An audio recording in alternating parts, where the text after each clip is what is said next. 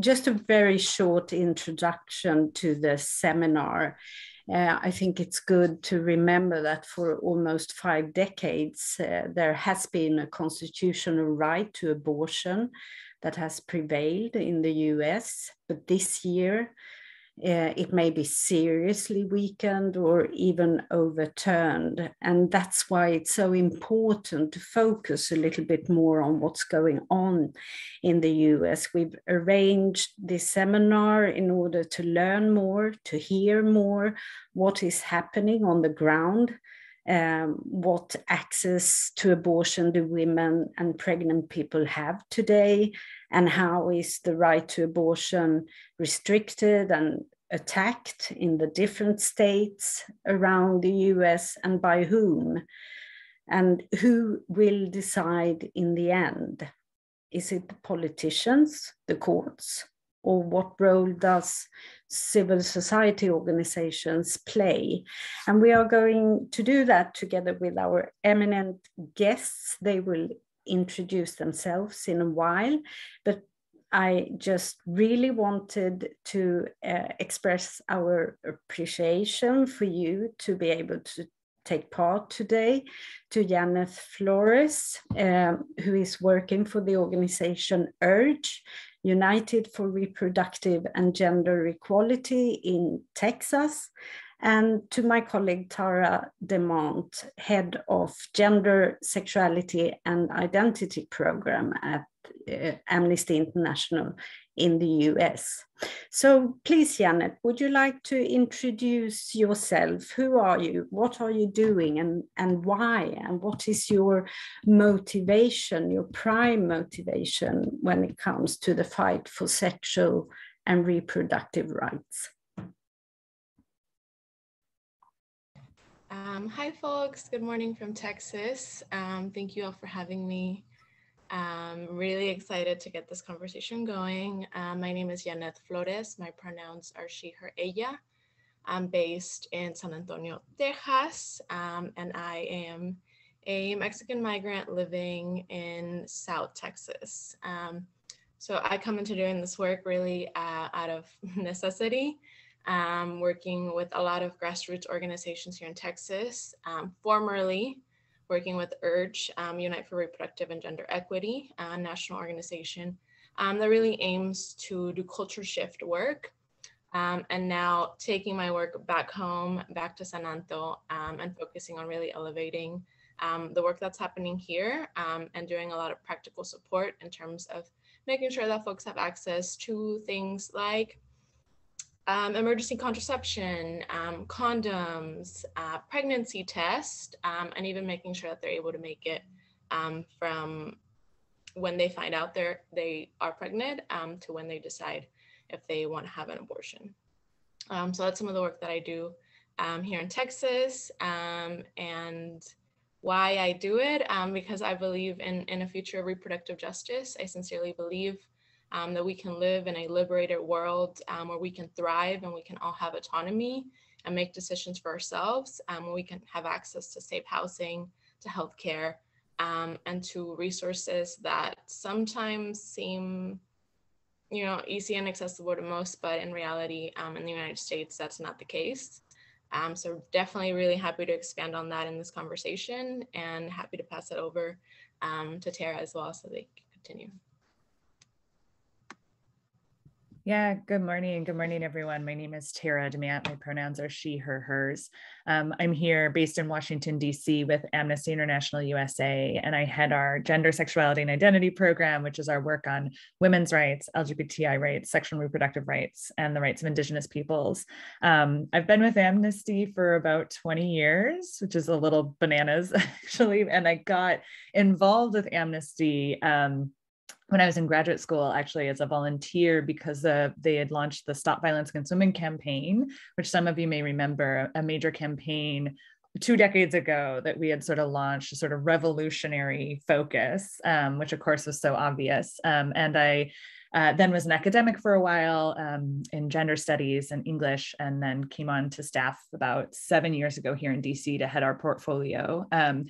the question of reproductive rights to me has always been central to questions of gender and liberation. And particularly as I was growing up in the 80s and 70s, where my, thinking about the way and focused on women's rights really specifically, that there's no liberation when you can't control your own body. And that's true for everybody. And it's especially true for people who can get pregnant.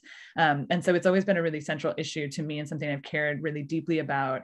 And as our organization, Amnesty, has become a better partner in that work and has really been able to make the conversation be what it needs to be, which is around the right to abortion, which is so central to me. So it's really, and Janeth has done such great work on this, the whole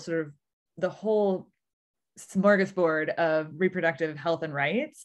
And the center of that is the question of whether or not you are forced to carry a pregnancy. So I'm really, really grateful for all of you being on this webinar, this session, to learn more as we talk about what's going on in the United States and what the future looks like for us here. Thank you so much for your introduction. And I think we'll move straight on to the questions, really. And I wanted to ask you, Tara, I think it's maybe for the Swedish audience, it's good to go back a little bit and talk about 1973, when the right to abortion was established by the Supreme Court as being part of the right to privacy. And this was, of course, a landmark ruling, which is binding for all the states in the US. And basically, it says that states cannot interfere or deny women and pregnant people of this constitutional right. But what does that mean in practice? And what does that mean today? Does it mean that the legislation on abortion is the same in all 50 states? Or do they differ? Yeah, it's a really good question. So as folks may know, that the United States runs essentially 2 to 3 different types of governments. You have the federal government, then you have state governments, and then within that you have different county and sometimes even city governments. And depending on what issue you're working on, different governments have much higher control. For example, in education, that happens school by school. There's it's so vastly different across the United States.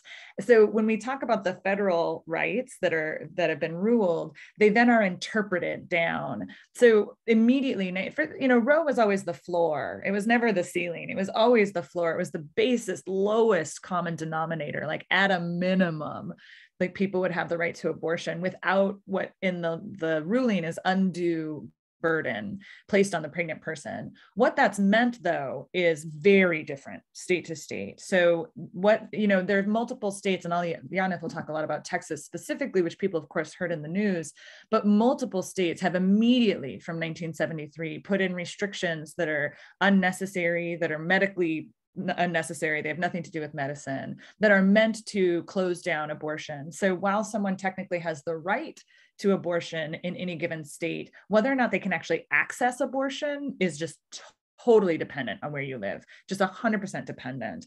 The other thing I think that's really important is like the country mass here is huge. Like the country size is gigantic. The state of Texas, or we have family in Texas, we love Texas, is a huge state. I'm from California. It is 16 hours. That's about the size of Sweden, actually, top to bottom. And that's one state. So if you have the right to access abortion, even in a very liberal state like California, but you live in a very rural place, you have no way to get to the closest clinic or doctor. And so that type of regulation means that really abortion has never been fully available for people since the very beginning. The other thing is that it wasn't just start in 73, it was before this. There is a real concerted effort to undermine the right to abortion and access. And mostly anti-abortion activists have been very successful in limiting access. So for example, in some places, it means you have to go for 2 or 3 doctor's visits before you're allowed to have the procedure if you're having a surgical abortion. In other, and that might be if I live in DC and my clinic is next door, that's very different than if I live in South Dakota and my clinic is 200 miles away.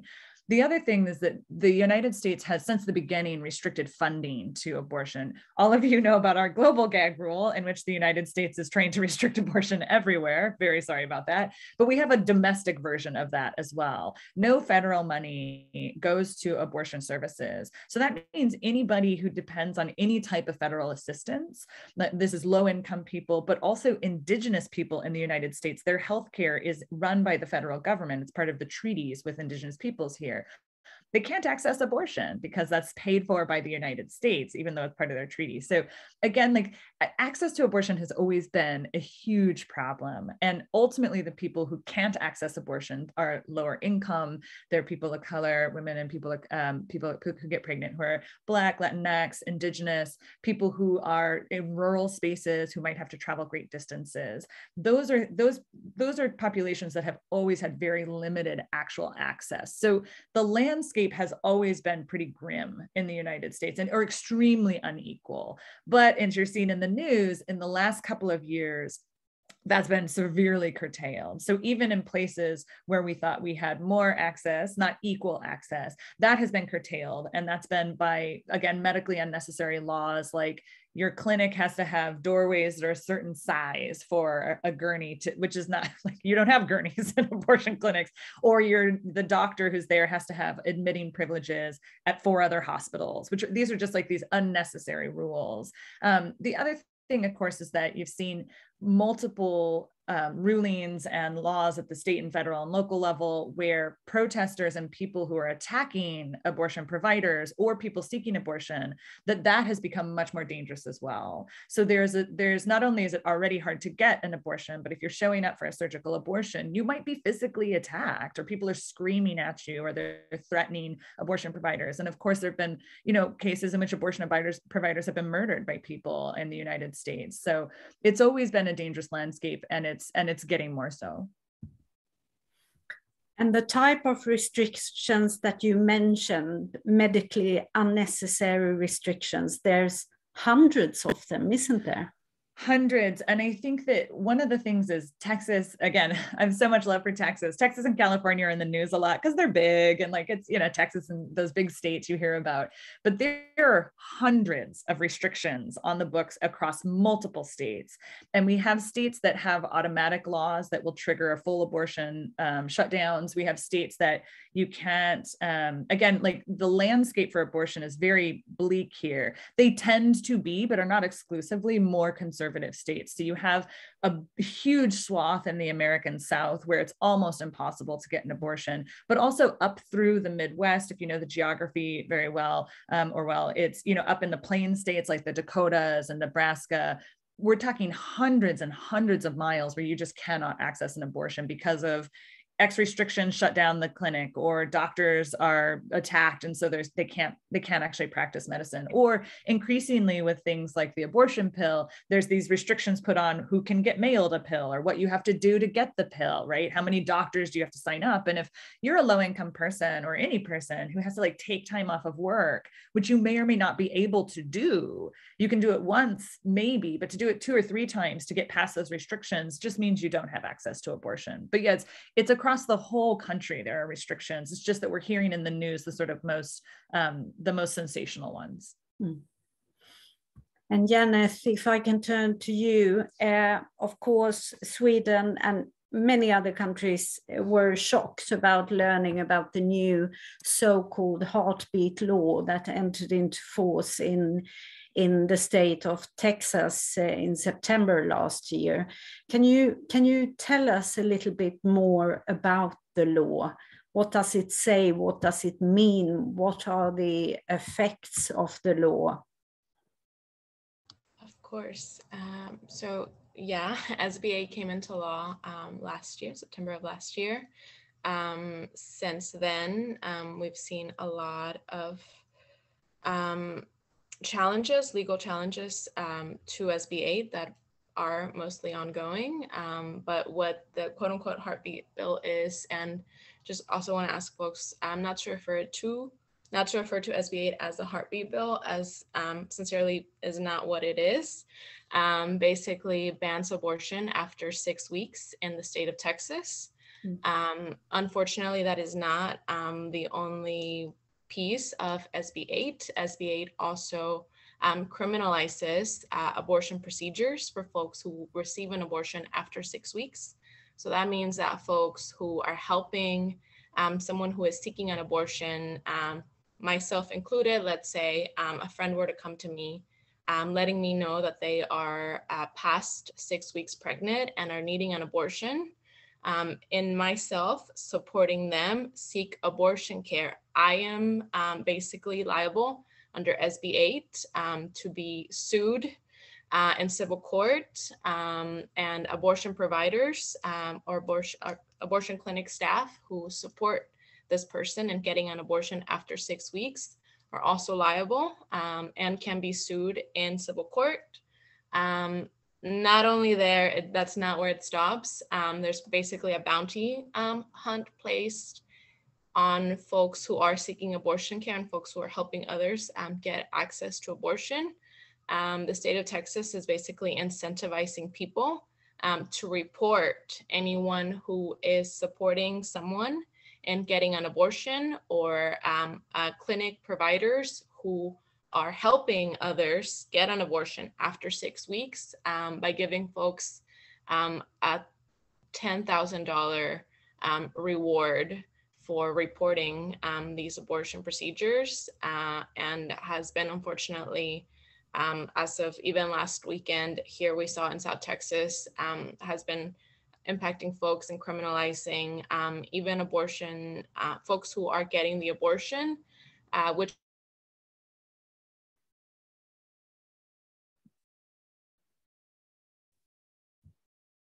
Oh, I think we lost Janeth there. Let's see if she's coming back. I'll send her a quick email to call. Oh, there we are. Oh. Janeth, you froze for a minute. Sorry about that. Where did I if you can just repeat what happened last weekend. Yes, of course. Yeah. So last weekend in the Valley, in the Rio Grande Valley of Texas, Stark County, we're talking about a border county, a county that directly is bordering the U.S.-Mexico border. We saw a woman, young woman, 26 years old, Lisa Herrera, be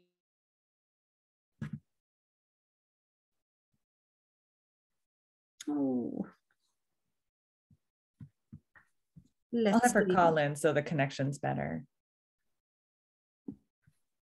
The other thing we don't have in the United States is reliable broadband. Many issues. Janeth, we're going to have you call in on the phone if that's okay. Okay. Well, we're having some broadband issues. No worries. We'll come right back to you. Yeah, that's actually, it's a real issue in the United States, particularly in rural spaces, is broadband, but also in cities. So why don't we move to the next question, Katarina, and then we'll come back to Janeth. And I was just thinking that maybe I can ask you also about the law in Texas. So to understand correctly, to actually implement the law, it's not in the hands of the police or the prosecutors, but any private person. Yeah. Would you say, I'm just wondering, why is the law designed in that way? What is the particular reason for that? There's two reasons. The first is that it was a legal workaround. So all these laws that come at the state level have one goal, and it is the total banning of abortion. It is ending abortion in the United States. And they've been, for the last 40 years, they've been sort of picking at whatever law they can get to try and see what moves up to the Supreme Court. It was a carnival game where you whack-a-mole, like it. So I don't know if you know those carnivals, but it's that type, but you're just trying to see which ones. So these laws have been designed to like try different legal avenues to see which legal avenue will finally undo Roe in its totality. This legal avenue was a challenge because it's not the state of Texas implementing it or the government, it's individual citizens. So what it meant is the courts had to wait, in theory, until someone actually did this thing, until private citizen then tried to sue an abortion provider or a taxi cab driver or a auntie who gave money or whatever it is, right? And so it created this lag in legal responsibility. So that's the first reason. It's a very creative and extremely evil sort of legal workaround. Oh, pardon me, because the state itself couldn't be sued right away. However, the real sort of underpinning of this is to create a culture of intimidation and fear, so that at any point when you're accessing medical care, anyone around you can sue the people assisting you. So the thing here is that you can't sue the person seeking the abortion, but you're trying to prevent them from seeking the abortion. But if I'm driving a cousin or a sister or a child, to an adult child, but like to seek abortion care, I can be sued by private citizens. It's criminalizing that work. It's also the situation in the United States, it's so hard to describe how terrifying it is already, where you have people surrounding abortion clinics, people who are screaming obscenities, who have disembodied fetuses on poster boards, which is not how abortion works. But like, regardless, it's creating this crazy intimidation. And there is incredible violence that happens, including the murder of clinic doctors. And so it's to create and continue to create that, so that you're just making it so hard for someone to get that. But the first reason was it's like a legal workaround. It's just a sneaky legal workaround because it makes it harder for the federal government to sue the state, because it's not actually the state, it's an individual person who's carrying out this law. Thank you for that clarification, Tara. Please, Janet, continue. We lost you again. Oh no. No. Oh, she's dialing in. Oh. Can you? Yes. We could before, but if you. Yes. There we go. Yes. There we go. Oh wow, that's so interesting. Okay, well, yes, this is actually the reality of monopolies in the United States. Yeah. Very limiting internet access that folks have. Thank you for being patient, folks. Kind of to retell what I was trying to say, and unfortunately, AT&T, which is one of the biggest donors to politicians who endorsed SB 8, Stop Me From Doing, is kind of retelling the story of Lisel Herrera, who 2 weekends ago was arrested in the Valley of Texas charged with murder for receiving an abortion. She was held in jail for a handful of days. Thankfully, abortion advocates in the Valley, including Frontera Fund, which is one of the strongest abortion funds in the state, supporting the RGV, the Rio Grande Valley, and we'll be talking a lot more about them later on, was able to pay her bail, set at $500,000, and get her out of jail. Ultimately, after many attempts to contact the district attorney and other folks in relation to the county jail, her charges were dropped because she did no wrong. She didn't violate SB 8. SB 8 is a law that, as was mentioned, really aims to put fear into people, aims to not only like limit access and of course like the literal abortion care after 6 weeks, but unfortunately intimidate a lot of folks to seek abortion care. Lisel was well in her right to seek health care. She was arrested wrongfully and her charges were dropped because she did no wrong, but under the misinterpretation of SB 8 and the many ways in which people want to further criminalize those who are seeking abortion, she was wrongfully arrested. And what us folks know here in Texas is that she won't be the last person to be arrested under said circumstances, right? We're going to continue to see many people also be criminalized for said reason. And something that I want to note here is that one of the folks that, the person who reported Lisel, who called the county police, the sheriff, was a worker at the hospital that she was seeking care at, and while that's kind of, part of SB 8, something that's really important to note is that no one has to call the cops on anyone. No one has to report any pregnancy or any abortion to anyone. That's not Texas law yet. So that's really important to note. She was criminalized literally for just having an abortion. She was wrongfully arrested, and her bail was set at an amount so high that a single person could not have possibly been able to pay it if it hadn't been for the support of advocates and organizers on the ground who really rallied and made sure that she was taken out of that really traumatic situation and in a safe space. So hopefully she countersues the Stark County and is able to get some at least peace of mind for the really difficult situation that she was in for almost a week. Thank you. Can I ask you, what do women and pregnant people in Texas do now? What are the options? Do they travel to other states if they can afford it? How does the law actually affect different groups of people? And what was the situation like in Texas before the law, which you mentioned? Just for the Swedish audience, the SB8 is a shortening for this actual abortion law. Yeah, definitely. Wanna reinstate that SB8 is really what we refer to, quote unquote, as a heartbeat law. And again, it bans abortion at 6 weeks, which is where most people don't know they're pregnant. I think something like 85 to 90% of folks who are pregnant find out that they're pregnant after 6 weeks. So that there alone is very limiting in access for many of our folks, not just here in Texas, globally. Prior to SB8, we did have a lot of limitations.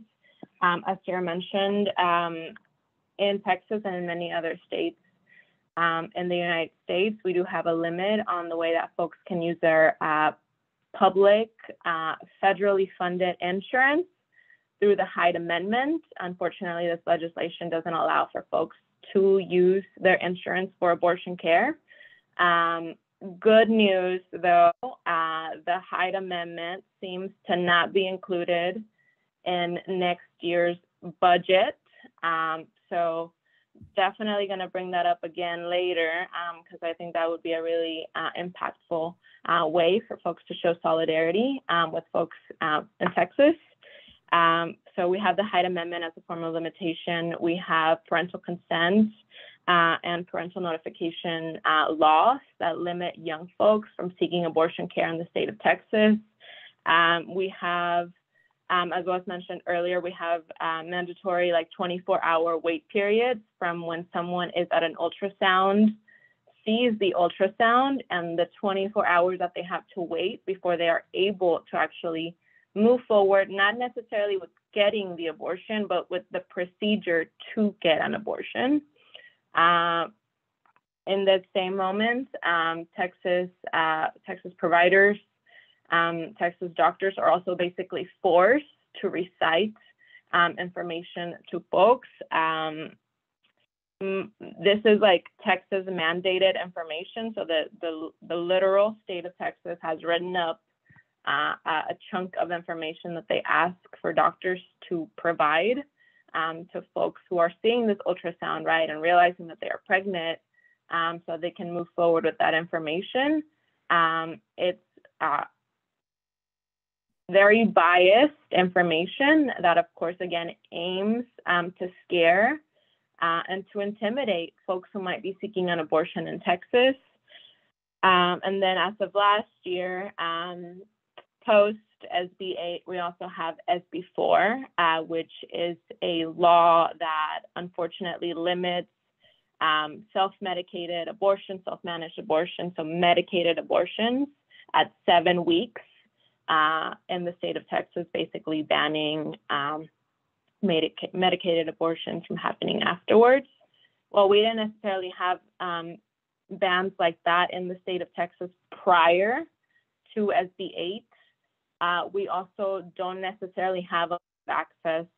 In that sense, we are a huge state, as mentioned. There's close to 30 million people.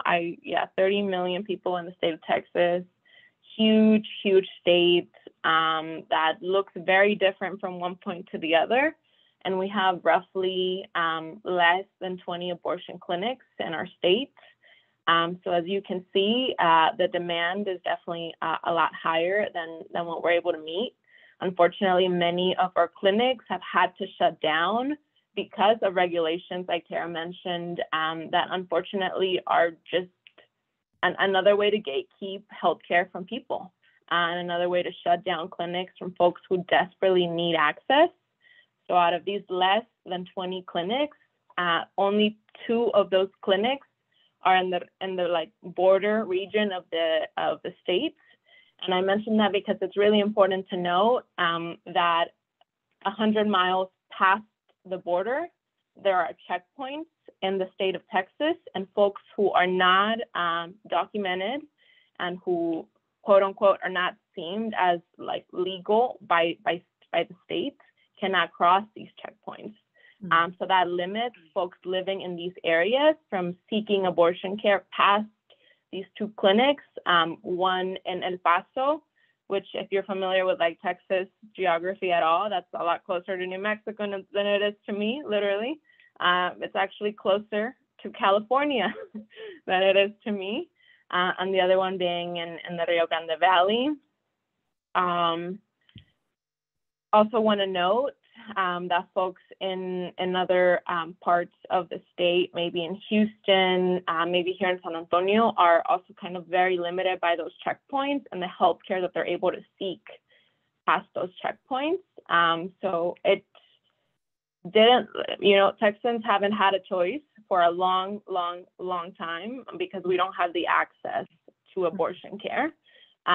What it looks like now is, if someone needs an abortion, they're gonna get an abortion, right? And what that looks like is different for everyone. If we're looking for an abortion under 6 weeks, you're able to get that abortion in the state of Texas.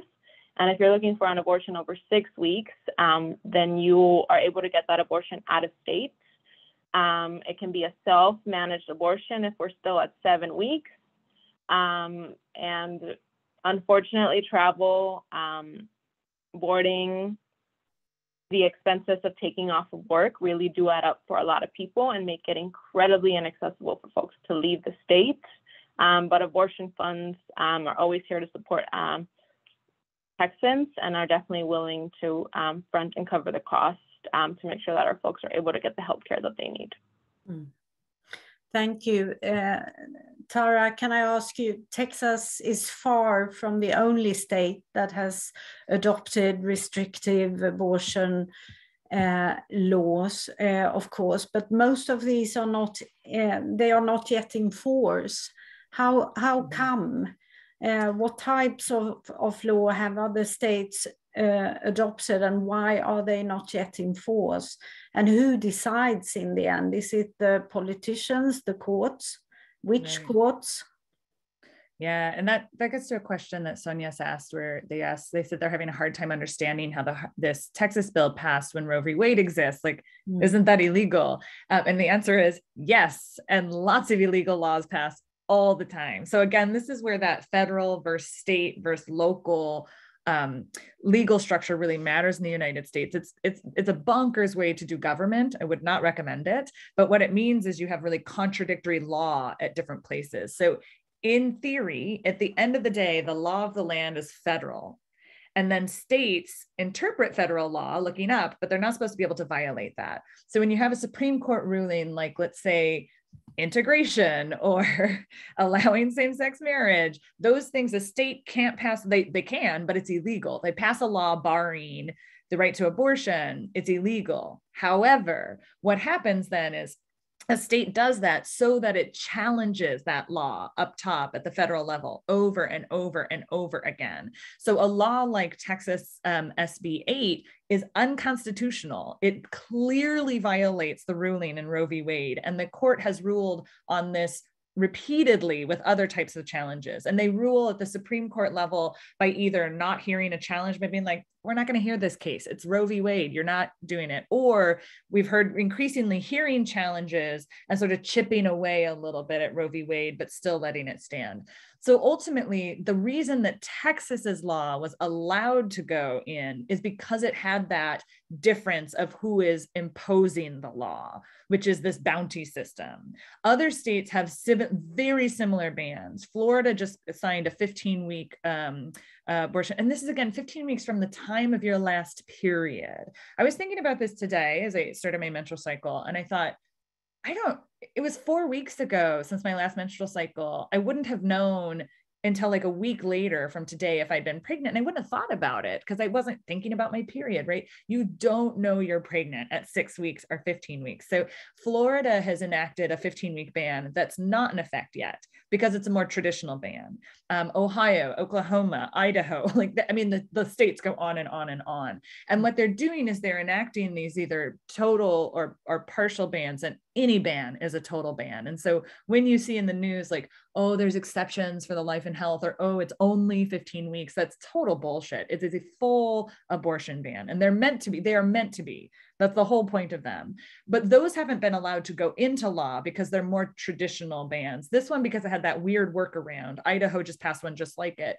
That being said, and this gets to Sonia's confusion, they are illegal, but they are still happening. Loads of illegal things happen at the state level because they are meant to be illegal. They're meant to challenge Roe v. Wade. And if you and this has been going on for 40 years, you just keep challenging it until something cracks. And what has changed is that in the United States now, we have an extremely conservative Supreme Court. And we have people who were appointed to the Supreme Court by previous Donald Trump, by George W. Bush, explicitly because they opposed abortion.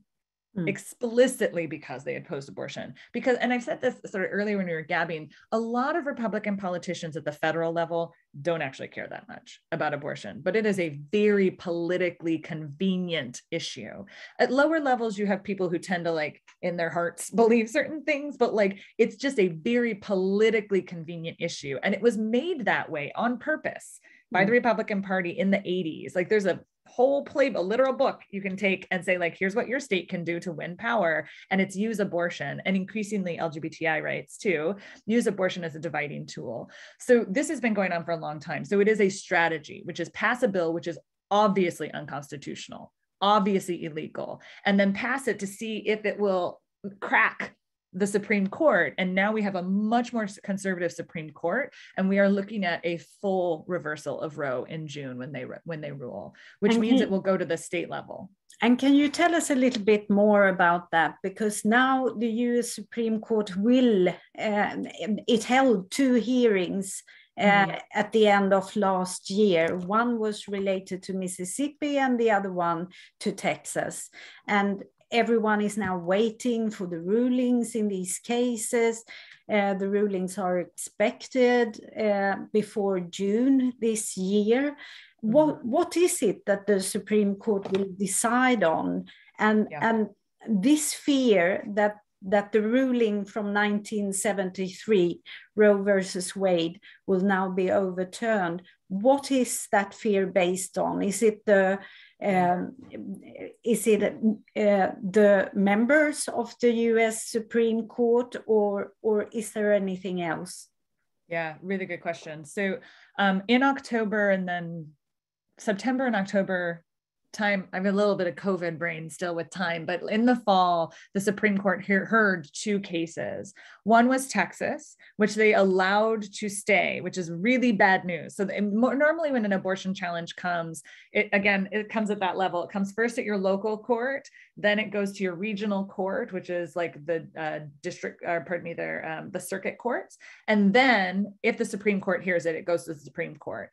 Usually what the Supreme Court would do is all challenges, hundreds every year, coming at the local court level. They make it to the district court level, which is like Texas, Louisiana, Oklahoma, like huge parts of the United States is one district. There's only 13 districts. And then the district court would say, oh yeah, we're going to overrule abortion. And they'd send it to the Supreme Court, and the Supreme Court would say, like, we're not going to hear this case. this is clearly unconstitutional. What happened with the Texas ban is that it should have been like, we're not going to hear this case. And instead, what the court said was, okay, we're going to hear this case and we're going to go ahead and allow this ban to stand, even though it's clearly unconstitutional, because we're going to hear another case, which is Mississippi's abortion ban, which is 15-week abortion ban. And depending on how we rule in that case, the Texas ban could be legal. So that is its first signal, which is that the court was willing to hear something that is undeniably, everyone understands it is against the current law. It is against current Roe v. Wade.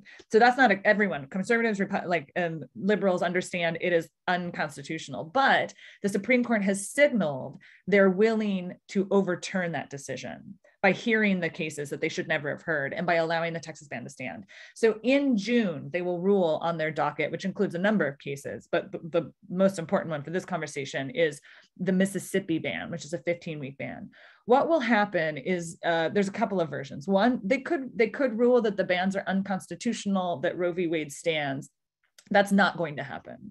And that's not going to happen. And we know it's not going to happen because the court has signaled that it's not going to happen. It's signaled that not only because of the people who are there who weren't there, but because of decisions they've made along the way that a change is coming. There's multiple versions of what could happen. There could be a full ruling on the Mississippi law, which is a very long case name, Mississippi versus Jackson Hole, blah, blah, blah. That's the Mississippi ban that could say, well, okay, Roe stands, but we're going to change what we mean by viability, or we're going to change how late you can get an abortion, et cetera. What's most likely to happen, however, is a version that says Roe stands, but it's up to the states to interpret it, which means Roe does not exist. There is no Roe that doesn't have, like if states interpret their own law, Roe doesn't exist because it's a federal protection. That's the most likely version because it sounds like the Supreme Court isn't overturning Roe v. Wade when that's exactly what they're doing, is that they're saying states can interpret. So if you happen to live in California, where my family lives, then you have a state that has a protection for abortion, not a great one, but a basic one. If you live in New Hampshire or Vermont, rather, where they're passing a constitutional protection at the state level, then you just have the access problems. But if you live outside of any of those 16 states, or the District of Columbia, where I live, which is not a state without voting rights, but we are our own little political entity, that like you might have the right. But ultimately, it means states get to interpret what is viability, right? The Roe v. Wade protects abortion up to viability, which has been generally decided around 22 to 26 weeks, right? 24, 26 weeks. But if the states decide that, they could say viability is at conception, which many states have said in their laws, viability is at conception, right? So that means there's no abortion, right? So, or it could be the states can regulate how abortion is regulated. So they can say, okay, abortion's not illegal, but you have to build a castle to have an abortion, right? I mean, like these are laws that could pass, and there's been versions of them that have passed. So that's the reality, and that's why we're in this situation where these questions are so good, where it's like, isn't this illegal? Yes, and that's the whole point, because we have a Supreme Court that is much more conservative, and we're appointed specifically to overturn Roe v. Wade. It has been such a politicized issue in the United States. It is the #1 voting issue in the United States, and it was intentionally made that way. Under like Reagan, it was not political. Republicans supported abortion all the time. Republicans get abortions all the time, but it's a very, very politicized issue. So the really scary and sad reality is that we are looking at an overturn of Roe v. Wade, either in law, in name, or in practice. But there's no version of the ruling in June that's just like, oh, it's okay. Like that's not happening. So we have to be prepared as to how we make sure that we can get people the abortion care they need in the immediate years following, while we fight to build that federal protection and those state protections. So one of the things that many movements, including Amnesty, are doing is working as hard as possible to shore up state protections so that there are places, though they are not accessible for everyone, that there are places where there is abortion care at the state level while we fight to build back that federal protection, which will take a long time. But can I ask you then, is there anything that can be done at the federal level from the politicians to uphold the right to abortion, no matter what the Supreme Court decides? Yes. Is there a political dimension also in protecting the right to abortion, or is it only There is. courts?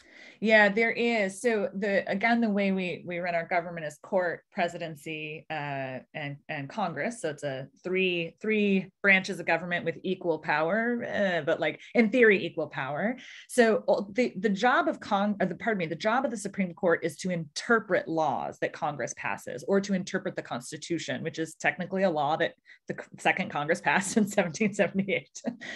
So that's the job of the court, is to interpret those laws. So if Congress, the Senate and the House, passed a law, which there was a chance to, saying abortion is a right and here's what it looks like, and here it has to be interpreted that way. Because right now, as you mentioned, Roe is an interpretation of the right to privacy, which is a really stupid way to guard the right to abortion. There should just be a right to abortion in law.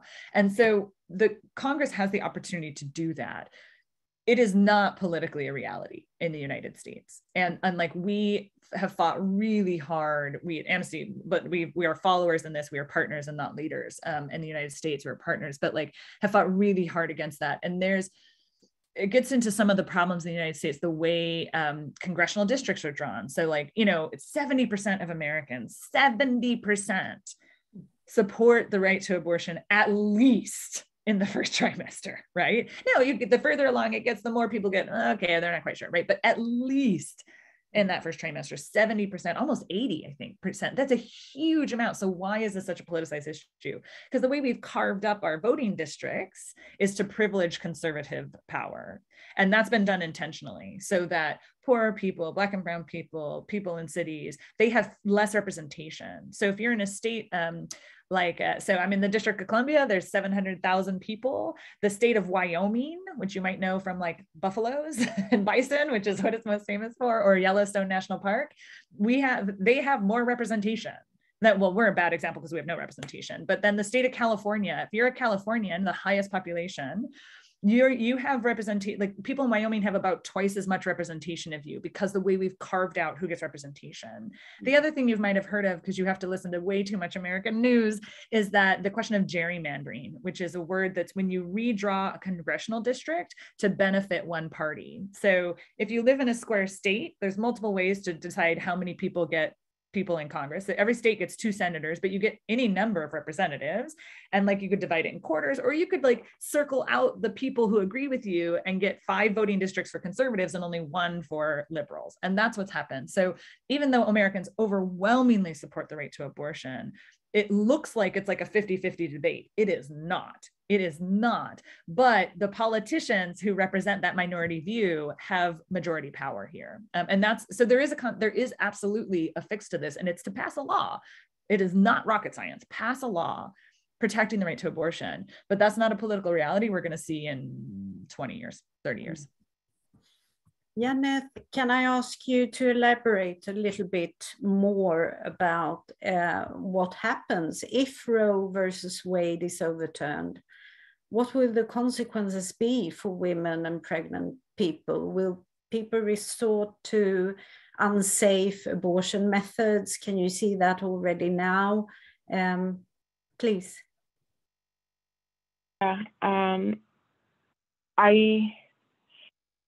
If Roe is overturned, then many states, Texas included, has a trigger law, which basically means that immediately abortion is legal in our state.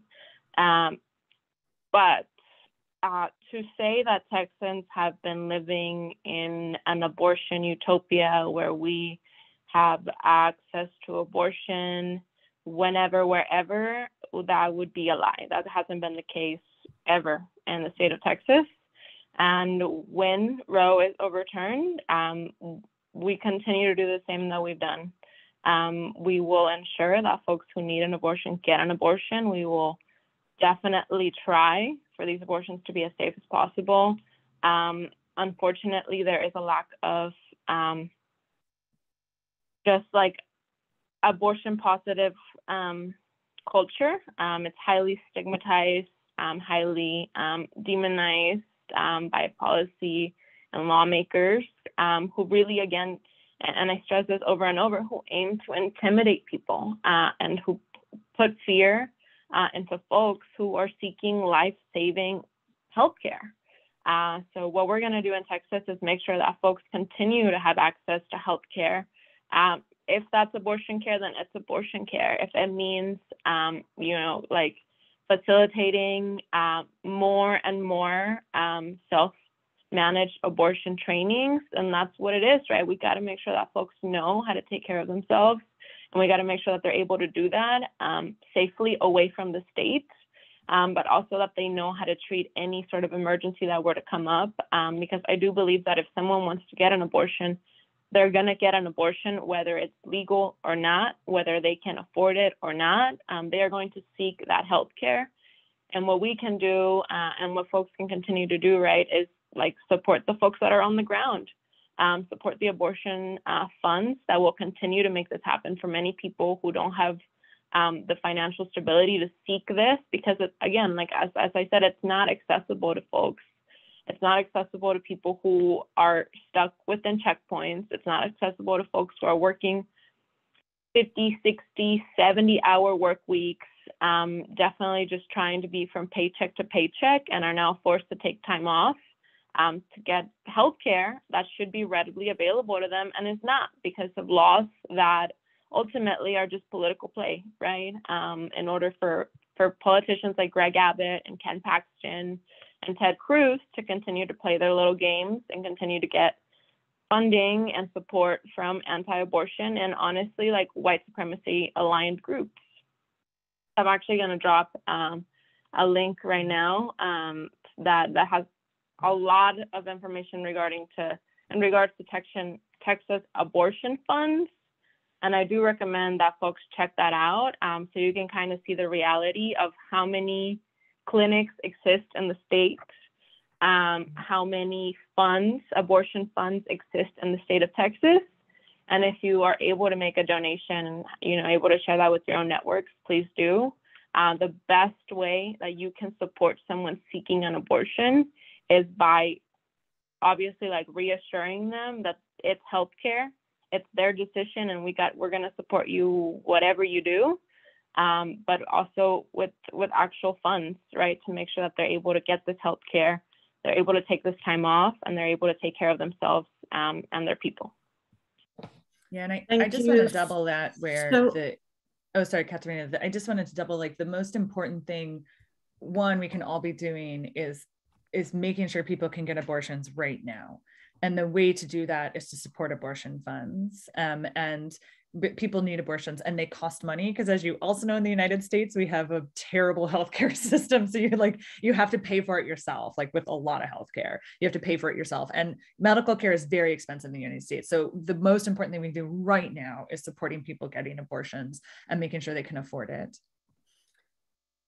Thank you for that. I just wanted to check, Julia, is there any questions? We are running out of time, I'm afraid, but just if we have some minutes for some questions, can you read any of them in the chat, Julia? Yes, absolutely. Tara's been doing a great job answering the questions in the chat as well. So I can just share some of them and maybe we can do them by speech as well. So Imke wonders if they understood correctly that no money from the government or no federal money goes to the provision of abortion. Yeah, that's correct. No federal money, which it should, but no federal money ever goes to abortion or abortion care. There was another question at the bottom around the question of why, if people are voting for this, 70% of people support it, then why they vote. There is a very strong and vocal minority on this. They are incredibly powerful. They are incredibly well-funded, and they are growing because they're so well-funded. So while, again, like 70% of, I think it's like 80, like it's like 70 to 80% of Americans support the right to abortion in these conditions and these, whatever it's like the first trimester at least, right? That ultimately the power against that space is very strong. It also means that, like, you have people voting. We don't have high voter turnout in the United States. So if you might support the right to abortion, you might not vote. because, or you might vote, but your vote like doesn't count because you live in Kentucky, which is very conservative politically. And so you support abortion, and like multiple people do, but your senators don't because they're really, really conservative. So it's a very complicated political situation. So again, what it means is that you see this debate going on in the United States like it's 50-50. I will say we are in an increasingly more conservative space in the United States. That is true, but overwhelmingly people still support this right to abortion. However, other pieces that have been really politicized, they can take more precedent. And the folks who don't support abortion are violent about it. I mean, they are so vocal.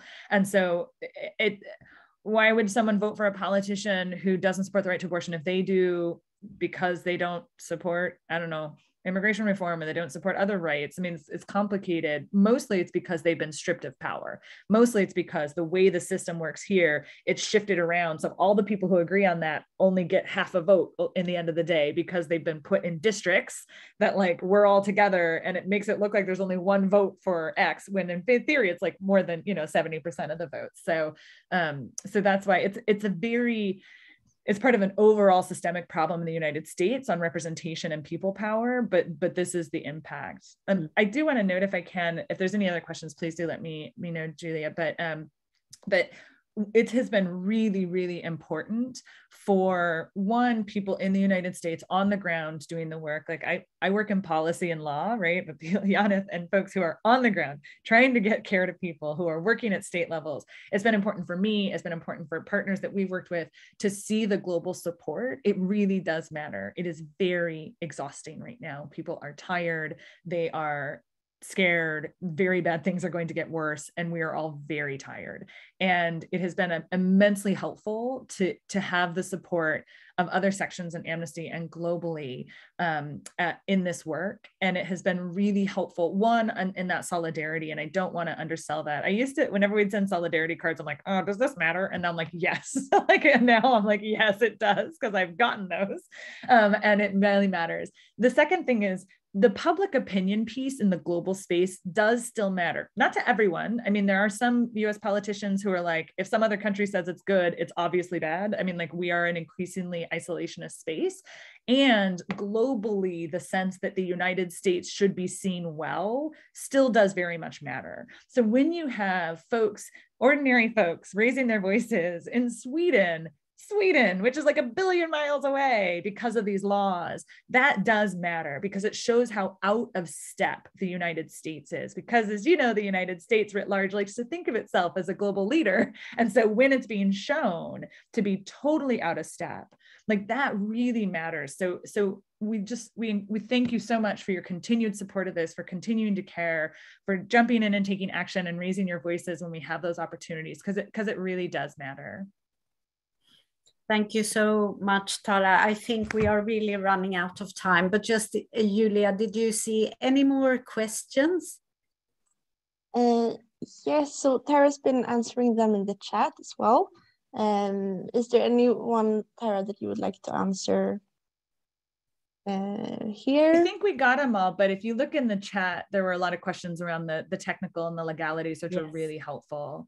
Yeah. So thank you all for very good questions. And Janeth, thank you so much for your work in Texas, state near and dear to my heart. Texas isn't the problem, y'all. It's the politicians that are the problem, right? The people in Texas are doing the Lord's work. So we're really, really grateful for you, Janeth, and Katarina and your team. We're so grateful. And thank you so much, Tara and Janeth, for participating and for sharing your insights, your knowledge, and for keeping also our motivation and spirit up to continue struggling for the right to abortion wherever it's threatened and attacked. So thank you so much for participating. Thank you so much, folks. It was so good to see all of you. I really appreciate the solidarity and the love. And I hope that, you're able to boost that link. Just resources are really helpful. And anything goes a long way in Texas. Thank you so much. Thank you. Bye-bye. Thanks, y'all. Bye.